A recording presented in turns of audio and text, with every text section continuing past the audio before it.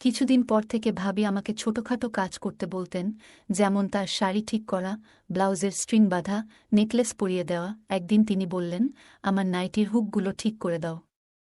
আমি সাহায্য করতে গেলাম, কিন্তু লক্ষ্য করলাম তিনি আমার প্রতি অদ্ভুত দৃষ্টিতে তাকাচ্ছেন। এতে আমি অস্বস্তি বোধ করতে লাগলাম। আমার নাম তরুণ, বয়স ২-৫। আমার বড় ভাই ছিলেন বরাবরই রাগী, ছোটখাটো বিষয়েও তিনি রেগে যেতেন এবং বাবা মায়ের সম্মান করতেন না। ছোট থাকতেই আমি বুঝে গিয়েছিলাম কিভাবে বাবা মায়ের স্নেহ ও ভালোবাসা পেতে হয়। আমি ভাইয়ের মতো ছিলাম না, আমার আচরণ ছিল শান্ত ও নম্র। আমি সবার সাথে কথা বলতাম, যেখানে আমার ভাইয়ের আচরণ ছিল বিরক্তিকর। একদিন সে নিজের বিয়ের জন্য বাড়িতে হট্টগোল শুরু করে। বাবা মা তার বিয়েতে রাজি ছিলেন না, কারণ তিনি তাদের সম্মান করতেন না। মা ভয় পেয়েছিলেন যে ভাই হয়তো তার স্ত্রীকেও সম্মান করবে না, কিন্তু ভাইও মেয়েটিকে ভালোবাসতেন। সেই মেয়ে তার অফিসে কাজ করত। অবশেষে তারা বিয়ে করলেন এবং ভাই তার নতুন স্ত্রীকে নিয়ে আমাদের বাড়িতে আসেন। ধীরে ধীরে ভাইয়ের আচরণে পরিবর্তন আসতে শুরু করল। তিনি সবার সাথে ভালো থাকতে শুরু করেন। আমার স্কুলের পড়াশোনা প্রায় শেষের পথে। বড় ভাই চলে যাওয়ার প্রস্তুতি নিলেন এবং মা বাবা আমাদের মধ্যে কেউই তাকে বাধা দিল না। আমরা চেষ্টা করেছিলাম বোঝাতে, কিন্তু তারা কেউই ঝগড়ার আসল কারণ বুঝতে রাজি ছিল না। আমার বোনকে সেই দিন বাড়ি ছাড়তে হয়েছিল। মা আমাকে কিছু জানায়নি। ভাই আর বোন নিজেদের পছন্দে বিয়ে করেছিল। তারা প্রথমে সুখে ছিল, কিন্তু ১ বছরের মধ্যেই তাদের মধ্যে ঝগড়া শুরু হয়। নিজেদের পছন্দে বিয়ে করেও তারা একে অপরকে ছেড়ে যেতে রাজি ছিল। ভাইয়ের বিরুদ্ধে নানা অভিযোগ ছিল, আর ছোটবেলা থেকেই আমি তার থেকে দূরে থাকতে চেয়েছিলাম। একদিন ভাই সিদ্ধান্ত নিয়ে অন্য শহরে চলে যাবে কাজ করতে। মা বাবা তাকে থামানোর চেষ্টা করেছিলেন, কিন্তু তিনি কারও কথা শোনেননি। ভাই তার জিনিসপত্র গুছিয়ে অন্য শহরে চলে যায়। মা বাবা তার জন্য চিন্তিত ছিলেন, কিন্তু ভাই ফোন করে জানায় যে তিনি সেখানে ভালো আছেন এবং বেতন থেকে কিছু পাঠাবেন। আমি তাদের বুঝিয়েছিলাম যে ভাই বোকা নন, তিনি বুদ্ধিমান এবং বিয়ের সিদ্ধান্ত তারই ছিল। মা বাবাকে আর চিন্তা করতে হয়নি। এভাবেই অনেক সময় চলে গেল। আমি আমার পড়াশোনা শেষ করে এখন একটি ভালো চাকরি খুঁজছিলাম। একদিন বাবার কাছে ভাইয়ের ফোন আসে এবং তিনি আমাদের সবার খোঁজ খবর নেন। তখনই তিনি জানতে পারলেন যে আমি একটি ভালো চাকরি খুঁজছি। শুনে আমরা সবাই অবাক হয়ে গেলাম। আমি একজন ব্যবসায়ী এবং ভালো অভিজ্ঞতা পেতে একটি ভালো কোম্পানিতে কাজ করতে চাই। একদিন বাবা অনুরোধ করলেন, ভাই আমাকে তার জায়গায় কাজ করতে পাঠানোর কথা বললেন, কারণ তিনি কিছুদিনের জন্য দূরে থাকবেন এবং তার কোম্পানি ব্যবসার কাজে কানাডায় যাবে। ভাই জানালেন, তিনি বিয়ে করেছেন এবং তার স্ত্রীকে শহরে একা রেখে যেতে পারবেন না। তিনি বললেন, দুঃখিত, আমি তোমাকে জানাইনি, কিন্তু আমার বিয়ে হয়েছে মাত্র ১ মাস। তার স্ত্রী খুবই সংস্কৃতিমনা ও সুন্দর। তারা দুজনেই এই শহরের বাসিন্দা এবং খুব খুশিতে একসাথে আছেন। আমার গল্পগুলো তোমরা শুনো, কিন্তু সাবস্ক্রাইব করো না। দয়া করে গল্পগুলো ভালো লাগলে চ্যানেলটি সাবস্ক্রাইব করো। ভাই তার প্রথম স্ত্রীকে ডিভোর্স দিয়ে নতুন মেয়েকে বিয়ে করেছেন। বাবা অনুরোধ করায় ভাই আমাকে তার সাথে পরিচয় করিয়ে দিতে রাজি হলেন। তিনি বললেন, তরুণকে আমার জায়গায় পাঠাতে হবে, এতে সে কাজের অভিজ্ঞতা পাবে এবং আমার স্ত্রীও বাড়িতে একা থাকবে না। আমি এবং তরুণ রেখে কানাডা থেকে ফিরে আসতে পারব। বাবার মেজাজ একটু খারাপ হতে পারে ভাইয়ের বিয়ের কারণে, তবে এবারও তিনি রাজি হলেন এবং ঠিক করলেন আমি ভাইয়ের জায়গায় কাজ করব এবং তার বাড়িতে থাকব। আমি সেখানে গিয়ে দেখলাম ভাই খুব খুশি।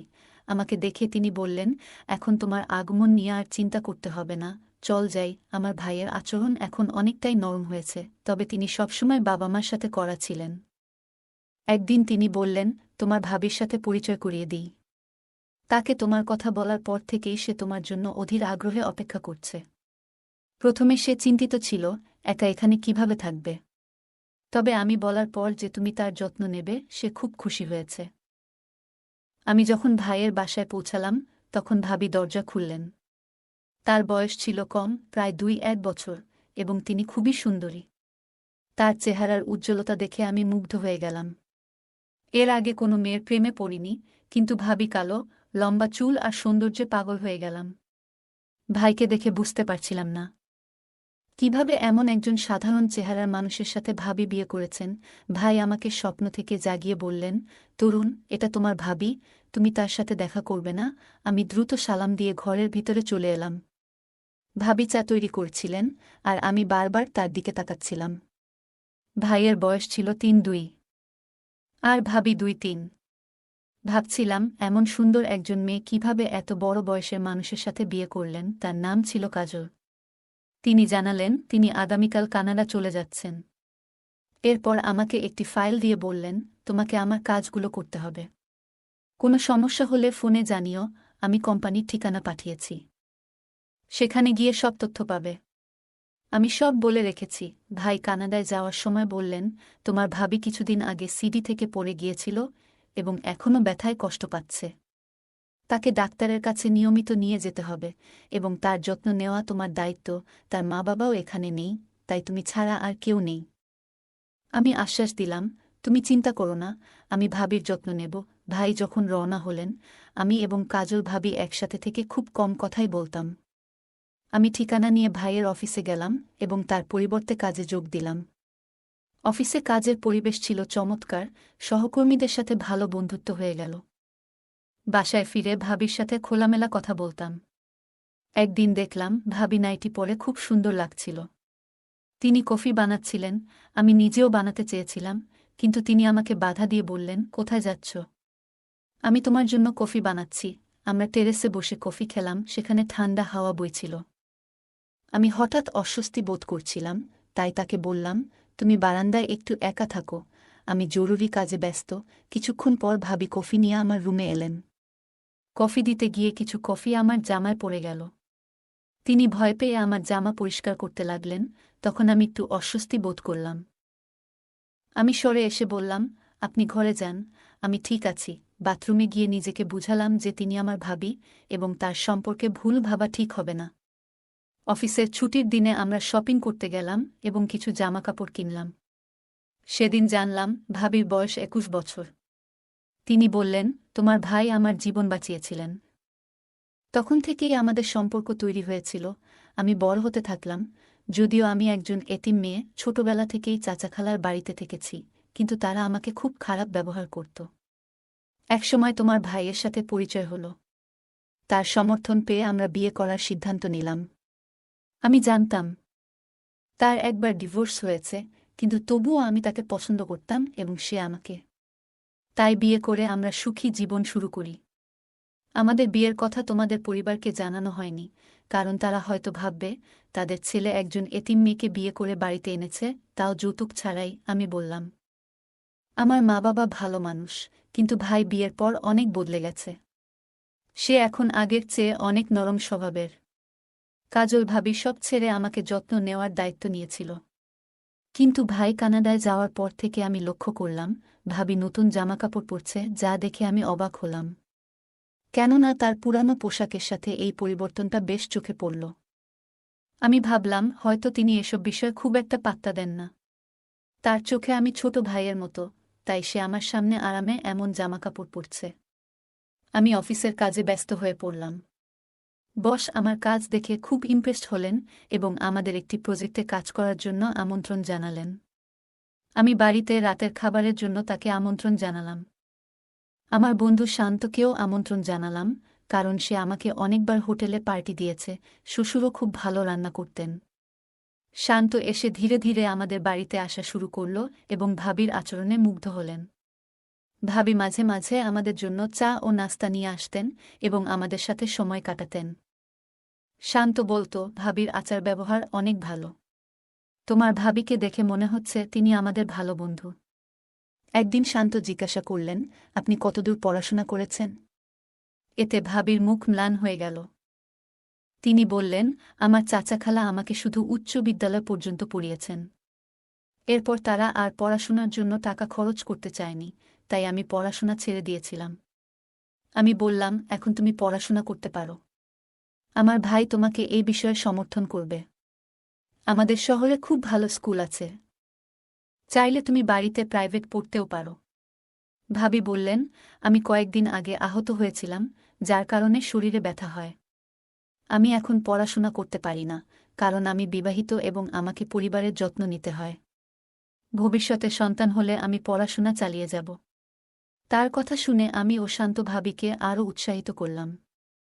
এভাবে আমাদের নতুন জীবনের শুরু হলো, যেখানে আমি ভাবিকে আরও ভালোভাবে চিনলাম এবং আমরা সবাই একসাথে সুখে থাকতে শিখলাম। আমি আমার ভাবিকে বললাম, তুমি খুব ভালো একটা বুদ্ধি দিয়েছ। আমরা সিদ্ধান্ত নিলাম যে তাকে ভর্তি করাবো, কিন্তু ভাবি বলল, এই সিদ্ধান্ত নেওয়ার আগে তোমার ভাইয়ের অনুমতি নিতে হবে। তার অনুমতি পাওয়ার পরেই ভাবি ভর্তি হতে রাজি হল। তিনি বললেন, পড়াশোনার আমার খুব শখ ছিল। আমি বললাম, সবকিছু আমি সামলে নেব, তোমার চিন্তা করার দরকার নেই। ভাবি চিন্তিত মুখে বললেন, কিন্তু আমি স্কুলে গেলে সবাই ঠাট্টা করবে। আমি প্রাইভেট পড়াশোনা করতে চাই, কিন্তু বাসায় বসে পড়লে অনেক কিছুই বুঝতে পারব না। আমি তাকে আশ্বস্ত করলাম, তুমি চিন্তা করো না, আমি তোমাকে সব বুঝিয়ে দেব। আমি তাকে একটি প্রাইভেট স্কুলে ভর্তি করালাম, যেখানে সে বাসায় বসেই পড়াশোনা করতে পারবে। ভাবি এতে খুব খুশি হল। আমি নিয়মিত তাকে সাহায্য করতে লাগলাম। আমাদের বন্ধুত্ব আরও গভীর হতে থাকল এবং ভাবি আমার পরিবারের প্রশংসা করল। এক রাতে ভাবি আমাকে তার রুমে ডেকে নিয়ে গেলেন। তিনি বললেন, আমার পিঠে খুব ব্যথা হচ্ছে, ডাক্তার তেল দিয়েছে। কিন্তু তোমার ভাই যখন মালিশ করত তখন আরাম হতো। এখন সে নেই, তুমি একটু সাহায্য করবে? আমি তাকে তেল মালিশ করতে লাগলাম, কিন্তু লক্ষ্য করলাম তিনি অদ্ভুতভাবে আমার দিকে তাকাচ্ছেন। দ্রুত কাজ শেষ করে বললাম, আমার ঘুম আসছে, এবং রুমে চলে এলাম। কিছুদিন পর থেকে ভাবি আমাকে ছোটখাটো কাজ করতে বলতেন, যেমন তার শাড়ি ঠিক করা, ব্লাউজের স্ট্রিং বাঁধা, নেকলেস পরিয়ে দেওয়া। একদিন তিনি বললেন, আমার নাইটির হুকগুলো ঠিক করে দাও। আমি সাহায্য করতে গেলাম, কিন্তু লক্ষ্য করলাম তিনি আমার প্রতি অদ্ভুত দৃষ্টিতে তাকাচ্ছেন। এতে আমি অস্বস্তি বোধ করতে লাগলাম এবং ধীরে ধীরে তার থেকে দূরত্ব বজায় রাখতে শুরু করলাম। একদিন তিনি বললেন, তুমি আমাকে নাম ধরে ডাকো, আমি তোমার সমবয়সী। আমি বললাম, না, তুমি আমার ভাবি, আমি তোমাকে সম্মান করতে চাই। এরপর এক রাতে দরজায় টোকা পড়ল। ভাবি এসে বললেন, আজ রাতে তোমার রুমে ঘুমাবো, বাইরে বজ্রপাত হচ্ছে, আমি খুব ভয় পাচ্ছি। আমি বললাম, তুমি শুয়ে পড়ো, আমি জেগে থাকব। এভাবে আমাদের সম্পর্কের মধ্যে কিছুটা দূরত্ব আসতে লাগল, কিন্তু আমি তাকে সম্মানের সাথে সবসময় সাহায্য করে যেতাম। আমি আমার ভাবিকে বললাম, তুমি এত বড় হয়ে ভয় পেও না, আমি তোমার কাছেই আছি। তুমি যদি কোনো সমস্যা অনুভব করো, আমাকে জানাও। তিনি আমার কথায় কান্না দিয়ে আমার বিছানায় শুয়ে পড়লেন। আমি কিছুটা অস্বস্তি নিয়ে পাশে দাঁড়িয়ে রইলাম। তিনি বললেন, তুমি ওখানে কেন দাঁড়িয়ে আছো? এসে শুয়ে পড়ো। কথাগুলো শুনে আমি অদ্ভুত লাগল। আমি বললাম, আমি একটু অফিসের কাজ করব। তারপর ল্যাপটপ নিয়ে বসে পড়লাম এবং ভাবির ঘুমানোর জন্য অপেক্ষা করতে লাগলাম। যখন দেখলাম তিনি গভীর ঘুমে আচ্ছন্ন, তখন আমি ধীরে ধীরে উঠে সোফায় শুয়ে পড়লাম। সকালে তিনি জেগে উঠে জিজ্ঞেস করলেন, তুমি কেন সোফায় শুয়েছিলে? তুমি কি আমার জন্য বিরক্ত? আমি তাকে আশ্বস্ত করলাম, এমন কিছু না, চিন্তা করো না। এরপর থেকে ভাবির সাথে আমার কথা কমে গেল। আমি কাজে ব্যস্ত থাকতাম, আর সে মাঝে মাঝে অভিযোগ করত, তুমি আগের মতো আর আমার সাথে কথা বলো না, আমাকে কোথাও নিয়ে যাও না। আমি বললাম, অফিসের কাজে অনেক চাপ, তাই তোমার জন্য সময় বের করতে পারছি না। বলে দুঃখ প্রকাশ করে নিজের রুমে চলে গেলাম এবং দরজা বন্ধ করলাম। কিন্তু সেই রাতেই তিনি আবার আমাকে ডেকে বললেন, আমার কোমরটা একটু মালিশ করে দাও। আমি মালিশ করতে লাগলাম। হঠাৎ তিনি উঠে বসে বললেন, তুমি কি পছন্দ করো সেটাও তো বলো না। আমি বললাম, বই পড়তে আর ঘোড়ায় চড়তে পছন্দ করি। তিনি বললেন, আমিও ঘোড়ায় চড়তে ভালোবাসি। তার কথায় আমি অদ্ভুতভাবে অস্বস্তি বোধ করলাম। আমার শরীর ঘামে ভিজে গেল এবং আমরা দুজনই নীরবে বসে রইলাম। আমি দ্রুত নিজেকে সামলে নিয়ে বললাম, আপনি কি কিছু বলতে চান? তিনি কিছুটা বিভ্রান্ত হয়ে বললেন, তুমি আমাকে ভুল বুঝছ। আমি বললাম, আমি কিছুই ভুল বুঝিনি। বলেই তার রুম থেকে বেরিয়ে এলাম। কিছুদিন পর আমি অফিসে অসুস্থ বোধ করলাম। হঠাৎ শুনি, আমার ভাবি রুম থেকে আমার বন্ধু শান্তের হাসির আওয়াজ ভেসে আসছে। শান্ত বলেছিল সে আজ একটি বিয়েতে যাচ্ছে, কিন্তু সে আমার ভাবির সাথে এখানে কি করছে সেটা আমার কাছে স্পষ্ট ছিল না। আমার কিছু সন্দেহ ছিল, কিন্তু এখন শান্ত আমার সাথে মিথ্যে বলছে। আমি ভাবিনি সে এখানে আসবে। আমি চুপচাপ দাঁড়িয়ে তাদের কথা শুনলাম। তারা আমাকে নিয়ে মজা করছিল। ভাবি বলল, তোমার বন্ধু তরুণ একজন বোকা। আমি কতবার তাকে এটা দেখিয়েছি। তার মধ্যে কোনো পুরুষালী গুণ নেই, তাই সে সবসময় আমার কাছ থেকে লুকিয়ে থাকে।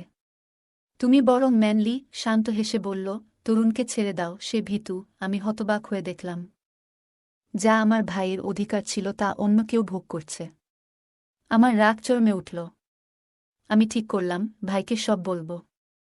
আমি ভাইকে বললাম ভাবির প্রতিটি কাজ সম্পর্কে। এতে ভাবি রেগে গেল। 2 দিন পর ভাই বাড়ি ফিরল এবং ভাবিকে মারধর করে বলল, তুমি পাগলি। আমি তোমাকে ইমপ্রেস করতে বলেছিলাম। ভাই আরও বলল, তরুণ, আমি একজন পুরুষ নই এবং আমার পরিবারের উত্তরাধিকারী চেয়েছিলাম। আমার প্রথম স্ত্রীও আমাকে নপুংসক বলেছিল। তাই আমি চাইছিলাম তুমি আমার বউয়ের সাথে সম্পর্ক স্থাপন করো, যাতে আমার বউ তোমার সন্তানের মা হতে পারে। আমি স্তব্ধ হয়ে গেলাম। ভাবি বলল, আমি অনেক চেষ্টা করেছি তোমার ভাইকে ইমপ্রেস করার, কিন্তু সে আমার জালে আটকা পড়েনি। এখন আমি তার বন্ধুকে দত্তক নিয়েছি। আমি আমার কানকে বিশ্বাস করতে পারছিলাম না। ভাই হঠাৎ আমার মাথায় লাঠি দিয়ে আঘাত করলে আমি অজ্ঞান হয়ে যাই। যখন আমি জেগে উঠলাম, দেখি হাত পা বাঁধা। বাইরে থেকে শোনা গেল, ভাই বলছে, ওকে ঘরে বন্দি রাখতে হবে, যাতে সব সত্যি বলে না দেয়। ভাবি বলল, আমি ঘুমের ওষুধ খাইয়ে দেব। আমি পালানোর চেষ্টা করলাম, কিন্তু জানালার দিকে তাকাতেই দেখি শান্ত রুমে ঢুকছে। সে আমাকে খুলতে শুরু করল। আমি রেগে গিয়েছিলাম, কিন্তু সে বলল, তোমার ভাবি খারাপ মহিলা। আমি জানতে পেরেছি তোমার ভাবি আর ভাইও জড়িত। তাই আমি তোমাকে বাঁচাতে এসেছি। আমার হৃদয়ে তার প্রতি ভালোবাসা বেড়ে গেল। আমরা দুজনেই সেখান থেকে পালিয়ে গেলাম। মাঝে মাঝে সত্য বলাই কঠিন হয়ে যায়। আমার বাবা মাকে পুরো ঘটনা জানাতে হয়েছিল। তারা দ্রুত বাড়ি আসতে বললেন। বাড়ি পৌঁছাতেই বাবা আমার ভাইকে ফোন করে বললেন যে তিনি আর তার মুখ দেখতে চান না এবং সম্পত্তি থেকে উচ্ছেদ করছেন। বাবা মা বললেন, তুমি ছোটবেলা থেকে জেদি আর খারাপ আচরণ করেছ, কিন্তু এমন জঘন্য কাজ করবে ভাবিনি। বাবা মা ভাইয়ের সাথে সব সম্পর্ক ছিন্ন করলেন। ভাই ক্ষমা চেয়েছিল, কিন্তু বাবা মা তা শুনেননি। তারা আমাকে জড়িয়ে ধরে ঈশ্বরকে ধন্যবাদ জানালেন যে আমি নিরাপদে ফিরেছি। বললেন, তুমি এখন কোথাও যাবে না, এখানেই থাকবে আর কাজ করবে। আমি এখন আমার শহরে থাকি এবং কাজ করি। ভাইয়ের সাথে কোনো সম্পর্ক রাখিনি। সে আর আমাদের বাড়িতেও আসে না। তার খারাপ খ্যাতি মুছতে চেয়েছিল, কিন্তু সফল হয়নি। সে তার ছোট ভাইকে আড়ালে রাখার চেষ্টা করেছে, কিন্তু তার স্ত্রী এবং আমার সম্পর্কের কথা কখনো ভাবেনি। কিছু সম্পর্ক এমনই হয়। গল্পটা কেমন লাগলো জানাতে ভুলবে না। আরও মজার মজার রোমান্টিক গল্প শুনতে চাইলে ভিডিওটি লাইক, শেয়ার এবং চ্যানেলটি সাবস্ক্রাইব করতে ভুলবে না। ধন্যবাদ।